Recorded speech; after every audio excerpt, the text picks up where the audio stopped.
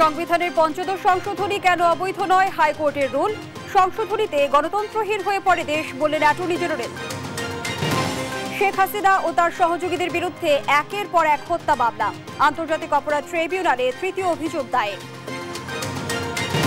ছাত্র জনতার আন্দোলনে গণহত্যা তদন্তে আগামী সপ্তাহে ঢাকা আসছে জাতিসংঘের বিশেষজ্ঞ দল, আইন শৃঙ্খলা রক্ষায় অগ্রাধিকার। 12 সিটি কর্পোরেশন, জেলা, উপজেলা ও পৌরসভায় প্রশাসক নিয়োগ, জনপ্রত্যাশা পূরণেই এমন পদক্ষেপ, জানালেন উপদেষ্টা। এবং বিজয় নস্যাতে দিল্লিতে বসে ষড়যন্ত্র করছেন শেখ হাসিনা, অভিযোগ মির্জা ফখরুলের। গণতন্ত্রে ফিরতে দ্রুত নির্বাচন দাবি ফজলুল। সংবাদ সন্ধ্যায় দেখছিলেন একেএস টিম টিভার সংবাদ শিরোনাম, সাথে আছি আমি ফারনাজ জুই। এবারে বিস্তারিত। সংবিধানে পঞ্চদশ সংশোধনী কেন অবৈধ নয় তা জানতে চেয়ে রুল জারি করেছেন হাইকোর্ট। রিটকারী আইনজীবী বলেন, ভবিষ্যৎ প্রজন্মের আশা আকাঙ্ক্ষা বাস্তবায়নে সংবিধান সংশোধনের পথ বন্ধ করে দিয়েছিল আওয়ামী লীগ। এই সংশোধনের মধ্য দিয়ে দেশ গণতন্ত্রহীনতার দিকে এগিয়ে গেছে বলে মনে করেন অ্যাটর্নি জেনারেল। সাবরিনা মজুমদারের প্রতিবেদন। নবম জাতীয় সংসদ নির্বাচনে আওয়ামী লীগ ক্ষমতায় এসে সংবিধানের পঞ্চদশ সংশোধনী আনে। এতে তত্ত্বাবধায়ক সরকার ব্যবস্থা বাতিল এবং শেখ মুজিবুর রহমানকে জাতির জনক হিসেবে স্বীকৃতি দেয়া হয়। সোমবার এই সংশোধনী বাতিল চেয়ে রিটের শুনানি হয় হাইকোর্টে। শুনানি শেষে আদালত জানান, আপাতত এটি বাতিল বা স্থগিত কিছুই করছেন না তারা। পরে সংশোধনীটি কেন অবৈধ ঘোষণা করা হবে না তা জানতে চেয়ে 8 সপ্তাহের রুল জারি করে হাইকোর্ট। পঞ্চদশ সংশোধনী সংবিধানের মৌলিক কাঠামোকে আঘাত করেছে। এতে নির্বাচন ব্যবস্থা ধ্বংস হয়েছে বলে মনে করেন অন্যতম রিটকারী সুজন সম্পাদক বদিউল আলম মজুমদার। আমাদের সংবিধানের 142 অনুচ্ছেদে ছিল গণভোট করার বিধান, কিন্তু গণভোট না করেই এটা পাশ করা, পঞ্চদশ সংশোধনী পাশ করা হয়েছে সম্পূর্ণ জালিয়াতির মাধ্যমে, সংবিধান লঙ্ঘন করে, এই যে বিরাট বিভ্রান্তি সৃষ্টি করে স্বেচ্ছাচারীদের ভিত্তিতে পঞ্চদশ সংশোধনী পাশ করা হয়। রিটকারীর আইনজীবী শরীফ ভুইয়া বলেন, এর মাধ্যমে কৌশলে একদলীয় শাসন কায়েম ও গণতন্ত্র ধ্বংস করা হয়েছে। সংবিধানের পঞ্চদশ সংশোধনী অসাংবিধানিক, এই বিষয়ে কোর্টের রুল চেয়ে আমরা রিটটা করেছিলাম। জনগণের যে সর্বোচ্চ অধিকার রাষ্ট্রের ব্যাপারে সেটাকে গুরুতরভাবে খর্ব করে, কারণ জনগণ সংবিধানের মাধ্যমে একটা সংসদ নির্বাচন করে এবং সেই সংসদ যদি জনগণের সেই ধরনের প্রতিনিধিত্ব পায়, তারা সংবিধানের সংশোধন করতে পারে। পঞ্চদশ সংশোধনী গণতন্ত্রের উপর আঘাত বলে জানান অ্যাটর্নি জেনারেল। বলেন, অন্য কোনো দলের ক্ষমতায় যাওয়া ঠেকাতেই এই পদক্ষেপ নেওয়া হয়। পঞ্চদশ সংশোধনী বাংলাদেশ সংবিধানের বেসিক স্ট্রাকচারের সাথে সাংঘর্ষিক। এই সংশোধনের মধ্য দিয়ে গণতন্ত্রহীনতার দিকে বাংলাদেশ এগিয়েছে। এই সংশোধনের মধ্য দিয়েই বাংলাদেশের বিচার ব্যবস্থায় এক ধরনের হস্তক্ষেপের পরিস্থিতি তৈরি হয়েছে সরকারের। হাইকোর্টের অবকাশকালীন ছুটির পর রিটটির চূড়ান্ত নিষ্পত্তি হবে বলে আশা জানান আইনজীবীরা। সাবরিনা মজুমদার, দেশ টিভি, ঢাকা। সরকার পতনের পর একের পর এক মামলার মুখোমুখি হতে হচ্ছে সাবেক প্রধানমন্ত্রী শেখ হাসিনাকে। এবার রাজধানীর মিরপুরে শিক্ষার্থী আলভিকে হত্যার ঘটনায় শেখ হাসিনা, হাসানুল হক ইনু, রাশেদ খান মেনন ও আনোয়ার হোসেন মঞ্জু সহ 28 জনের নাম উল্লেখ করে 500 অজ্ঞাতনামা ব্যক্তির নামে আন্তর্জাতিক অপরাধ ট্রাইব্যুনালে অভিযোগ দায়ের করা হয়েছে। দল হিসেবে আসামি করা হয়েছে আওয়ামী লীগ ও এর অঙ্গ সহযোগী সংগঠনকে। সোমবার ধানমন্ডির আন্তর্জাতিক অপরাধ ট্রাইব্যুনালের তদন্ত সংস্থার কার্যালয়ে এ অভিযোগ দাখিল করা হয়। আলভির পরিবারের পক্ষে অ্যাডভোকেট আসাদউদ্দিন এ অভিযোগটি দায়ের করেন। এটি ট্রাইব্যুনালে শেখ হাসিনা ও তার সহযোগীদের বিরুদ্ধে তৃতীয় অভিযোগ।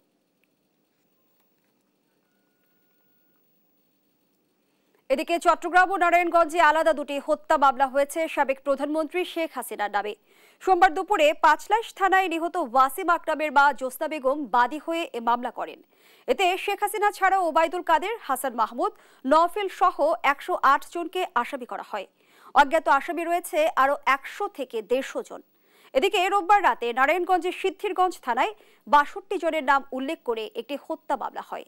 সহকর্মীদের তথ্য ছবিতে আপুনপুর রিপোর্ট।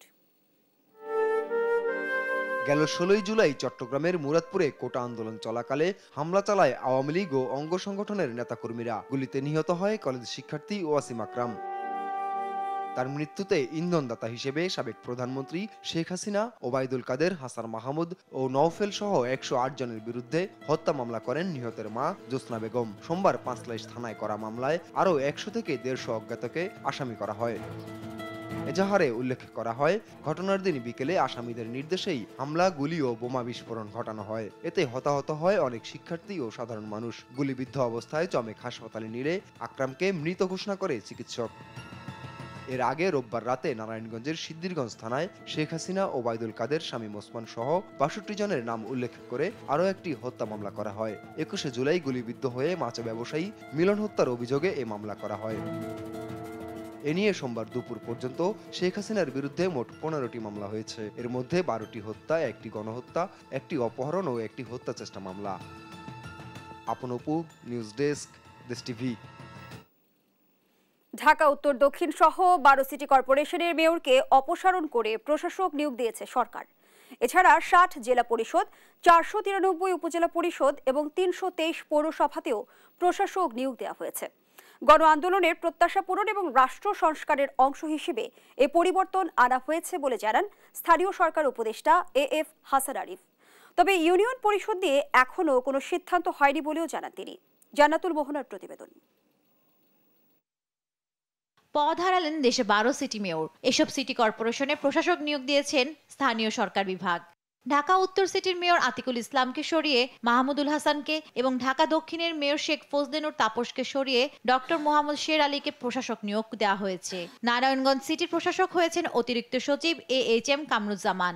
এছাড়া চট্টগ্রাম, খুলনা, বরিশাল, সিলেট, রংপুর, ময়মনসিংহ এবং গাজীপুর সিটিতে বিভাগীয় কমিশনারকে প্রশাসকের দায়িত্ব দেওয়া হয়েছে। 60 জেলা পরিষদ, 493 উপজেলা পরিষদের চেয়ারম্যান এবং 323 পৌরসভার মেয়রকে অপসারণ করে প্রশাসক নিয়োগ দেওয়া হয়েছে। সোমবার এই সংক্রান্ত প্রজ্ঞাপন জারি করে স্থানীয় সরকার বিভাগ। গণ আন্দোলনের প্রত্যাশা পূরণ এবং রাষ্ট্র সংস্কারের অংশ হিসেবে এই পদক্ষেপ নেওয়ার কথা জানান স্থানীয় সরকার উপদেষ্টা।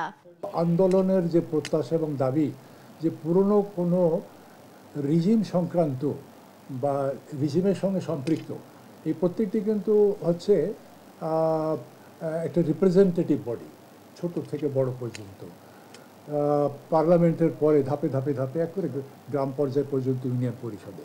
সুতরাং তারই ধারাবাহিকতায় যে রিজিমের সঙ্গে সম্পৃক্ত নতুন যে যুগের সূচনা ছাত্র আন্দোলনে গণ আন্দোলন, গণবিপ্লব সাধন করতে চাচ্ছে, তারই সেই প্রত্যাশারই একটা ধারাবাহিক এখানে প্রকাশ হয়।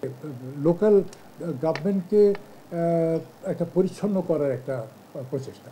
তবে ইউনিয়ন পরিষদ চেয়ারম্যান এবং সর্বপর্যায়ে কাউন্সিলর ও সদস্যদের বিষয়ে কোনো সিদ্ধান্ত হয়নি। ইউনিয়ন পরিষদ আমরা এই মুহূর্তে হাত দিচ্ছি না, যাচাই বাছাই করে দেখা যায় যে সেখানে কার্যক্রম কিরকম আছে। স্বচ্ছতা নিশ্চিত করতে প্রশাসন থেকে নিয়োগ দেওয়া হয়েছে বলেও জানান উপদেষ্টা AF হাসান আরিফ। সেই একই জান্নাতুল মোহনা, দেশ টিভি, ঢাকা। ছাত্র জনতার বিজয় নস্যাৎ করতে দিল্লিতে বসে শেখ হাসিনা ষড়যন্ত্র করছেন বলে অভিযোগ করেছেন বিএনপি মহাসচিব মির্জা ফখরুল ইসলাম আলমগীর। বলেন, তাকে আশ্রয় দিয়ে বাংলাদেশের মানুষের ভালোবাসা পাবে না ভারত। এ সময় নতুন সরকার দেশকে ধ্বংসস্তূপ থেকে টেনে তোলার চেষ্টা করছে উল্লেখ করে সবাইকে সহায়তার আহ্বানও জানান বিএনপি মহাসচিব। সাইফুল রিপোর্টের প্রতিবেদন। জাতীয়তাবাদী স্বেচ্ছাসেবক দলের 44তম প্রতিষ্ঠা বার্ষিকী উপলক্ষে দলের প্রতিষ্ঠাতা শহীদ রাষ্ট্রপতি জিয়াউর রহমানের সমাধিতে নেতাকর্মীদের স্রোত। সমাধিতে শ্রদ্ধা জানাতে আসা নেতাকর্মীরা বলেন, ফ্যাসিস্ট সরকারের পতনের মধ্য দিয়ে অর্ধেক বিজয় এলেও গণতন্ত্র পুনঃপ্রতিষ্ঠায় ঐক্যবদ্ধ হয়ে লড়াই চালিয়ে যাবেন তারা। বাংলাদেশের মানুষকে ঐক্যবদ্ধ করে আমাদেরকে সন্ত্রাসমুক্ত, চাঁদাবাজমুক্ত একটি সুন্দর বাংলাদেশ গড়ার অঙ্গীকার নিয়ে আমরা কাজ করছি। এ সময় সাংবাদিকদের সাথে আলাপকালে ছাত্র জনতার বিজয়কে অক্ষুণ্ণ রাখতে সবাইকে সজাগ থাকার আহ্বান জানান বিএনপি মহাসচিব মির্জা ফখরুল ইসলাম আলমগীর। আমরা এই সরকারকে দলের পক্ষ থেকে আমরা অবশ্যই সর্বোচ্চকরণে সমর্থন জানাই। আজকে ছাত্র জনতার এই বিজয়কে নস্যাৎ করে দেওয়ার জন্য ষড়যন্ত্র করতে চক্রান্ত তারা বিভিন্ন অঞ্চলে গোলযোগ সৃষ্টি করে আমাদের দলের নেতাকর্মীদের উপরে অন্যায়ভাবে আরো সৃষ্টি করার চেষ্টা করে। আমরা পরিষ্কার ভাষায় বলতে চাই, আমাদের দলের কোনো নেতাকর্মী কোনো রকম কোনো রাজনৈতিক ঘটনার সঙ্গে জড়িত নয়। এদিকে জাতীয় প্রেস ক্লাবে আয়োজিত স্মরণ সভায় ভারতে অবস্থান করে আওয়ামী লীগ দেশের বিরুদ্ধে ষড়যন্ত্র করছে বলে অভিযোগ করেন বিএনপি মহাসচিব। ওই আওয়ামী লীগ আজকে দিল্লিতে বসে ষড়যন্ত্র করছে যে বাংলাদেশে এই বিজয়কে ভণ্ডুর করে দিতে। এই কথাটা আমি জোরের সঙ্গে বলছি এবং আমরা এই কথা পরিষ্কার করে বলতে চাই যে বাংলাদেশের মানুষের যে শত্রু, যাকে বাংলাদেশ থেকে পালিয়ে যেতে হয়েছে, তাকে আশ্রয় দিয়ে ভারত খুব জনগণের ভালোবাসা পেতে পারে বলে আমি মনে করি না। এর আগে গুলশানে বিএনপি চেয়ারপারসনের রাজনৈতিক কার্যালয়ে ইউরোপীয় ইউনিয়নের ভারপ্রাপ্ত রাষ্ট্রদূত বার্নার্ড স্প্যানিয়রের সাথে বৈঠক করেন বিএনপি মহাসচিব। ঘণ্টাব্যাপী বৈঠক শেষে সাংবাদিকদের সাথে আলাপকালে আলোচনার বিষয়বস্তু তুলে ধরেন দলের স্থায়ী কমিটির সদস্য আমির খসরু মাহমুদ চৌধুরী। যে এতগুলো টাকা যে বিদেশে পাচার হয়েছে, যে $100 বিলিয়ন উপরে যেটা বিভিন্ন সোর্স থেকে যেটা বলা হচ্ছে, যে এই টাকাগুলো বাংলাদেশে ফেরত আনার ব্যাপারে আলোচনা হয়েছে এবং আমরা সাজেস্ট করেছি এটা আমরা সবাই মিলে একসাথে কাজ করতে হবে এটার উপরে, এবং তারা সহযোগিতা করতে এই ব্যাপারে রাজি আছে। নির্বাচন ছাড়া দেশে গণতন্ত্র ফিরিয়ে আনার সুযোগ নেই দাবি করে বলেন আলোচনা হয়েছে নির্বাচন নিয়েও। নির্বাচন ব্যতীত গণতন্ত্র ফিরে আসার কোনো সুযোগ নেই, স্বাভাবিকভাবে সেটাতে আলোচনা হয়েছে। সাইফুল রিপন, দেশ টিভি, ঢাকা। দেখছেন সংবাদ সন্ধ্যা। ছাত্র জনতার আন্দোলন দমনে চালানো গণহত্যা তদন্তে আগামী সপ্তাহে ঢাকা আসছে জাতিসংঘের বিশেষজ্ঞ দল, জানিয়েছেন স্বরাষ্ট্র ও কৃষি উপদেষ্টা অবসরপ্রাপ্ত লেফটেন্যান্ট জেনারেল জাহাঙ্গীর আলম চৌধুরী। এদিকে নিজের সম্পত্তির হিসেব দেওয়ার প্রতিশ্রুতি দিয়ে মন্ত্রণালয়ের কর্মচারীদের হিসেব নেওয়ার কথা জানান রেলপথ উপদেষ্টা ফাজুল কবির খান। বিস্তারিত জান্নাতুল মোহনার প্রতিবেদনে। সকালে সচিবালয়ের নিজ মন্ত্রণালয়ে সংবাদ সম্মেলন করেন স্বরাষ্ট্র ও কৃষি উপদেষ্টা অবসরপ্রাপ্ত লেফটেন্যান্ট জেনারেল জাহাঙ্গীর আলম চৌধুরী। সংবাদ সম্মেলনে তিনি জানান, আগামী সপ্তাহে দেশে আসবে জাতিসংঘ তদন্ত দল। এই মুহূর্তে আইন শৃঙ্খলা পরিস্থিতির উন্নতি ও জনগণের খাদ্য চাহিদা মেটাতে কৃষিতে খাদ্য উৎপাদন বাড়ানো প্রথম লক্ষ্য বলেও জানান তিনি। আমাদের কি ধরনের সাহায্য এবং সহযোগিতা করতে পারে ওই ব্যাপারে আমাদের মেইনলি আলাপটা হয়েছে। ওনারা আমাদের একটু সাহায্য সহযোগিতা করতে চায় এবং কিভাবে করতে চায় এবং আমরা কোন কোন সেক্টরে চাচ্ছি এইগুলি। রেল ভবনের নিজ দফতরে সাংবাদিকদের সাথে আলাপকালে হুঁশিয়ারি দিয়ে রেলপথ উপদেষ্টা মোহাম্মদ ফাউজুল কবির খান জানান, দায়িত্বে অবহেলা করলে যে কাউকে ছেড়ে দিতে হবে চেয়ার। ডিজি সাহেব, আপনি যদি ডিজি সাহেবকে বলবো যে আপনি যদি প্রত্যাশা পূরণ করতে না পারেন আপনি ইউ হ্যাভ টু লিভ। আমি যদি জনপ্রত্যাশা পূরণ করতে, আমাকে কেউ বলতে হবে না, আমি নিজেই চলে যাবো। এ সময় রেল ব্যবস্থাকে দুর্নীতি মুক্ত করতে নিজের সম্পত্তির হিসাব দেওয়ার প্রতিশ্রুতি দিয়ে মন্ত্রণালয়ের কর্মকর্তা কর্মচারীদের সম্পত্তির হিসাব নেওয়ার কথাও জানান এই উপদেষ্টা। রেলের জমি নিয়ে 9-6 হওয়া, এইটাও একটু করতে হবে। রেলের জমি কোথায় কার হাতে আছে, কিভাবে আছে, তো এইটার একটা আমরা চাইছি এবং আমরা কিন্তু কনস্ট্যান্টলি মনিটরিং করবো। এই যে রেলওয়েতে যেসব সিদ্ধান্ত হয়েছে, আপনারা মনে করবেন যে না আমরা বলে দিয়েছি একটা বক্তৃতা, এটা কিন্তু বক্তৃতা না। আমরা কিন্তু এটা কিন্তু বক্তৃতার সরকার না, এটা হচ্ছে কাজের সরকার। অন্যদিকে দুপুরে অর্থ উপদেষ্টার সাথে সৌজন্য সাক্ষাৎ করতে আসেন জাপানের রাষ্ট্রদূত ইয়োমা কিমিনারি। আলাপ শেষে উপদেষ্টা জানান, অন্তর্বর্তী সরকার নিয়ে সন্তুষ্ট জাপান, তাই চলমান সব প্রকল্পে জাপানের সহযোগিতা অব্যাহত থাকবে। বাজেট সরকার হলো আলাদা, ম্যাক্রো ইকোনমিক্স। সে আমাকে জিজ্ঞেস করছে, গভর্নর তুমি তো জানো ম্যাক্রো ইকোনমিক্সে বাজেট সাপোর্ট আমার দরকার, টাকা পয়সা দরকার, খালি প্রজেক্ট বড় এটা global context, but they have noted down. এছাড়া সরকার জাপানের কাছে বাজেটে অর্থ সহায়তা চেয়েছে বলেও জানান এই উপদেষ্টা। সব বলে ফেললে আপনাদের কি বলে? জান্নাতুল মোহনা, দেশ টিভি, ঢাকা। আন্দোলনকারী ছাত্র জনতাকে নির্বিচারে হত্যার দায়ে বাংলাদেশ আওয়ামী লীগকে নিষিদ্ধ ও নিবন্ধন বাতিল চেয়ে হাইকোর্টে রিট করা হয়েছে। এ নিয়ে হাইকোর্ট বেঞ্চে শিগগিরই শুনানি হবে বলে জানানো হয়। এদিকে আলোচিত এবি পার্টিকে রাজনৈতিক দল হিসেবে নিবন্ধন দিতে নির্দেশ দিয়েছেন হাইকোর্ট। সাবরিনা মজুমদারের রিপোর্ট। আমার বাংলাদেশ বা এবি পার্টিকে রাজনৈতিক দল হিসেবে নিবন্ধন দিতে নির্বাচন কমিশনকে নির্দেশ দিয়েছেন হাইকোর্ট। এতে সন্তোষ প্রকাশ করেন দলটির নেতা ও আইনজীবীরা। আজকে আপনাদের মাধ্যমে সারা দেশবাসীকে ধন্যবাদ জানাই, অভিনন্দন জানাই। বিশেষ করে যারা প্রেসে আছেন, আমার মনে আছে যখন আমাদেরকে অন্যায়ভাবে আমাদের নিবন্ধন দেয়নি, তখন সকল প্রেসে এই কথাটি এসেছিল যে কার্যকর রাজনৈতিক দলগুলোকে বাদ দিয়ে ভুইফোড় অপরিচিত দলগুলোকে নিবন্ধন দেওয়া হয়েছে। সেজন্য আমি আজকে আপনাদেরকে কৃতজ্ঞতা জানাই, পাশাপাশি দেশবাসীকে কৃতজ্ঞতা জানাই। অবিলম্বে আমার বাংলাদেশ পার্টি বা এবি পার্টিকে নির্বাচন কমিশনের অধীনে একটা রাজনৈতিক দল হিসেবে নিবন্ধন প্রদানের জন্য নির্দেশ প্রদান করেছেন। নির্বাচন কমিশনের আমাদেরকে নিবন্ধন না দেওয়ার যে সিদ্ধান্ত, সেটাকে অসাংবিধানিক বলেছেন, অযৌক্তিক বলেছেন, খামখেয়ালিপূর্ণ বলেছেন এবং বলেছেন এটা জাস্টিস অ্যান্ড ফেয়ারনেসের যে নীতি তার বাইরে গিয়ে এটা করা হয়েছে।